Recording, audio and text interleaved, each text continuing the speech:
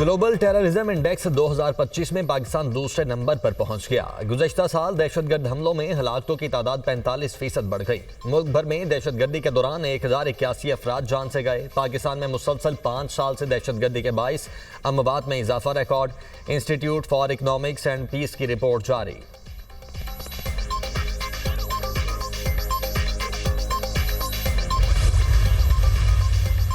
दहशतगर्दी के खिलाफ पाकिस्तान फ्रंट लाइन पर लड़ रहा है। हम सबसे ज्यादा दहशतगर्दी का शिकार हैं। दहशतगर्दी के खिलाफ जंग हमने शुरू नहीं की थी। केपी हुकूमत दहशतगर्दी के खिलाफ जंग का मलबा खुद भी उठाए। पारा चनार के हालात सबके सामने हैं, वो तो हमारे ज़ेरे इंतजाम नहीं। वज़ीर दिफा ख्वाजा आसिफ की गुफ्तगू। कहा, जनरल बाजवा, बानी PTI, जनरल फैज़ ने तालिबान को पाकिस्तान में बसाने का फैसला किया। ये तीनों का मुश्तरका फैसला था। बानी PTI ने पहले यहाँ खुतूत बाजी की, फिर आलमी दर्जा दिया। खुतूत का जो हशर पहले हुआ वही अब होगा।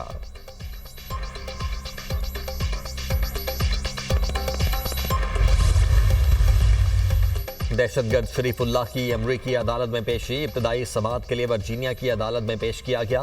केस की तफसीली समाअत पीर को होगी। शरीफुल्लाह ने जज से बात करने के लिए मुतरज्जिम की खिदमात लीं। डायरेक्टर FBI कैश पटेल का कहना है कि मुल्जिम इंसाफ का सामना करने के लिए पहुंच चुका।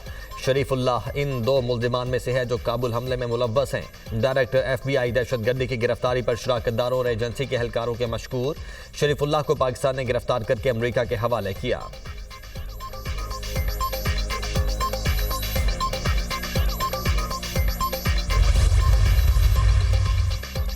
दाइश दहशतगर्द शरीफुल्लाह का काबुल हमले में मदद का एतराफ़। 4 हमलावरों में से 2 की शिनाख्त कर ली। दाइश के दहशतगर्द शरीफ की गिरफ्तारी पर अमरीकी महकमा इंसाफ का बयान। अमरीकी वज़ीर दिफा भी शरीफुल्लाह की गिरफ्तारी पर पाकिस्तान के मशकूर। कहते हैं, काबुल एयरपोर्ट हमले के मास्टरमाइंड को पकड़ने में अमरीका और पाकिस्तान ने मिलकर काम किया। अमरीकी इंटेलिजेंस एजेंसी ने मालूमात फराहम की।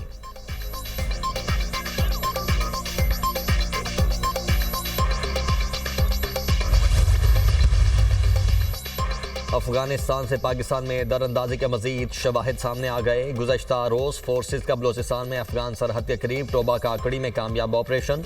4 अहम दहशतगर्द गिरफ्तार। क्लैशनकोफें, दस्ती बम और दीगर असलहा बरामद। मुख्तलिफ दहशतगर्द तंजीमों को अफगान तालिबान की हिमायत, सहूलतकारी और सरपरस्ती हासिल। मुल्जिमान का दहशतगर्दी की बड़ी कार्रवाई की मनसूबाबंदी का एतराफ़। अफगानिस्तान से आया हूँ, 3 दिन पहले पाकिस्तान में दाखिल हुए। गिरफ्तार दहशतगर्द असामुद्दीन का एतराफ़। कहा, मेरे पास 2 बंदूकें, 2 क्लैशनकोफ, 1 ग्रेनेड और दीगर असलहा मौजूद था।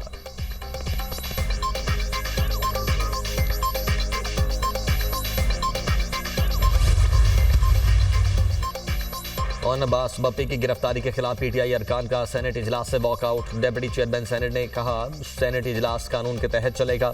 और अब्बास बप्पी की हाउस में उतनी ही इज्जत है जितनी सबकी है। हाउस को किसी दबाव में आकर नहीं चलाएंगे। वजीर कानून आजम नज़ीर तारड़ ने कहा, और अब्बास बप्पी पर मुकदमा वाइल्ड लाइफ के तहत किया गया। मुअज़्ज़ज़ रुकन पर मुकदमा सूबाई मामला है। सूबाई हुकूमत से बात करेंगे।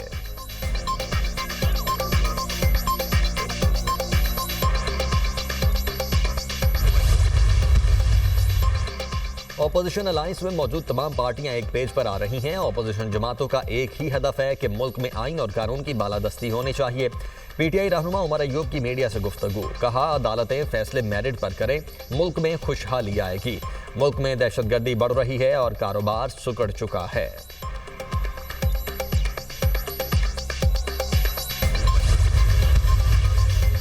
आइन में मार्शल लॉ का कोई जिक्र नहीं। मार्शल लॉ मावराए आइन इकदाम होता है। क्या स्पेशल ट्राइब्यूनल सिर्फ पिंडी साजिश ट्रायल के लिए बनाया गया?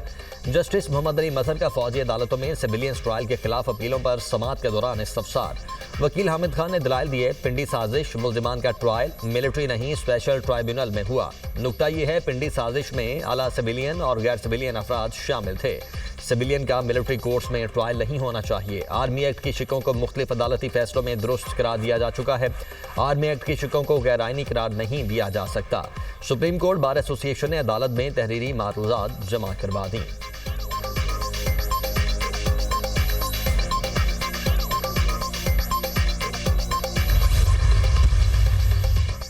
वज़ीर आला खैबर पख्तूनख्वा ने मुझे हुकूमत की कारकर्दगी से मुतल्लिक किताब भिजवाई। लगता है अलीमीन गंडापुर ने किताब खुद नहीं पढ़ी।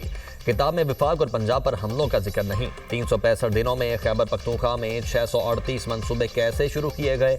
वज़ीर इत्तलात पंजाब अज़मा बुखारी की प्रेस कॉन्फ्रेंस।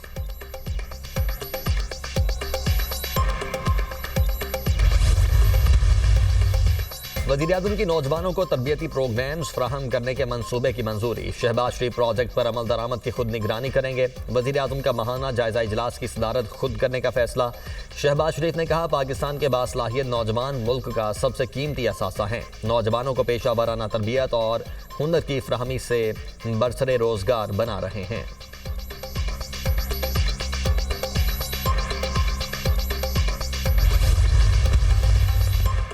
वज़ीर खारिजा इसहाक डार सऊदी अरब चले गए। OIC के वज़राए खारिजा की काउंसिल के गैर मामूली इजलास में शरीक होंगे। फ़लस्तीन की बिगड़ती सूरत हाल, फ़लस्तीनियों के खिलाफ इसराइली जारहियत पर बातचीत होगी।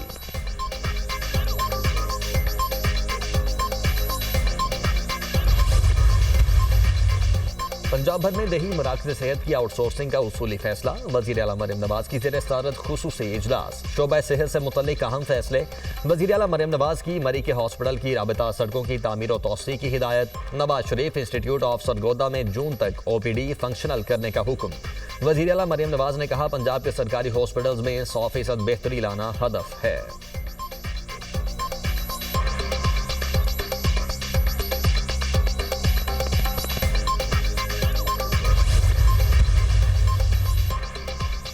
यूरोप के मुस्तकबिल का फैसला अमेरिका या रूस में नहीं किया जा सकता। रूस, फ्रांस और यूरोप के लिए खतरा बन चुका। यूक्रेन की हिमायत में यूरोपीय फौज भेज सकते हैं। फ्रांसीसी सदर इमैनुअल मैक्रोन का कौम से खिताब। कहा, यूरोपीय अफवाज यूक्रेन में फ्रंट लाइन पर नहीं होंगे। यूक्रेन के मामले में खामोश तमाशाई बने रहना अहमकाना होगा। अमेरिका हमारे साथ खड़ा नहीं होता तो यूरोप को तैयार रहने की जरूरत है। अगले हफ्ते पेरिस में यूरोपीय आर्मी चीफ से मुलाकात करूंगा। जौहरी हथियारों के इस्तेमाल का हतमी फैसला फ्रांस के हाथ में रहेगा। रूस ने यूक्रेन जंग को आलमी तनाज़े में तब्दील कर दिया है। अमेरिकी सदर को नया टैरिफ आयद ना करने पर कायल करूंगा।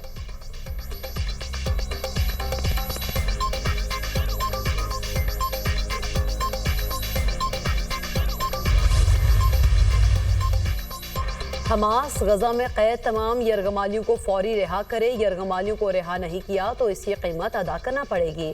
अमरीकी सदर का हमास की क़यादत पर फ़लस्तीनी इलाके छोड़ने पर जोर। डोनाल्ड ट्रंप का कहना है, हमास के लिए गजा छोड़ने की आखिरी वार्निंग है। गजा के लोगों के लिए एक खूबसूरत मुस्तकबिल इंतजार कर रहा है। हमास हुकाम की अमरीका पर तनकीद। कहा, वाशिंगटन फ़लस्तीनियों की नस्लकुशी में मुलव्विस है। ट्रंप के बयानात से वाज़ेह है अमरीका फ़लस्तीनियों की नस्लकुशी में शराकतदार है।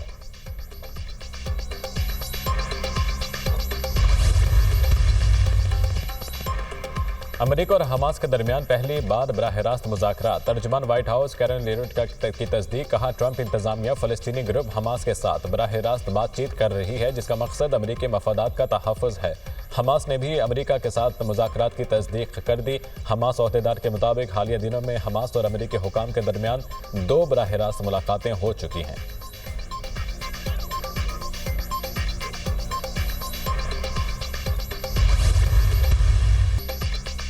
अमरीकी नायब सदर JD Vance की ट्रंप की तकरीर की तवालत की शिकायत। 90 मिनट तक इस खिताब को बर्दाश्त करना मुश्किल था। नायब सदर की हाउस स्पीकर माइक जॉनसन से सरगोशी माइक्रोफोन ने रिकॉर्ड कर ली। जॉनसन ने जवाबी तौर पर कहा, बाइडन का खिताब सबसे ज्यादा मुश्किल था क्योंकि वो महज अहमकाना मुहिम की तकरीर थी। ट्रंप का कांग्रेस से पहला खिताब 1 घंटा 40 मिनट तक जारी रहा, जो 61 साल में सबसे तवील खिताब है।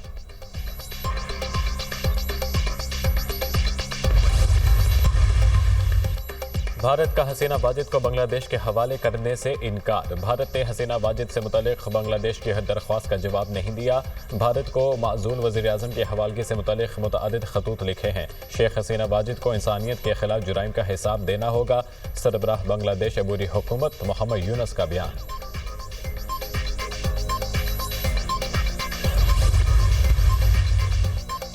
बांग्लादेश के विकेट कीपर बैटर मुशफ़िकुर रहीम का वनडे क्रिकेट से रिटायरमेंट का ऐलान। मुशफ़िकुर रहीम ने 274 वनडे मैचेस में 9 सेंचुरियां और 49 टेस्ट सेंचुरियों की मदद से 7,795 रन बनाए, जो बांग्लादेश की जानिब से दूसरे सबसे ज्यादा रन बनाए हैं। वो बांग्लादेश क्रिकेट टीम की कप्तानी भी कर चुके हैं।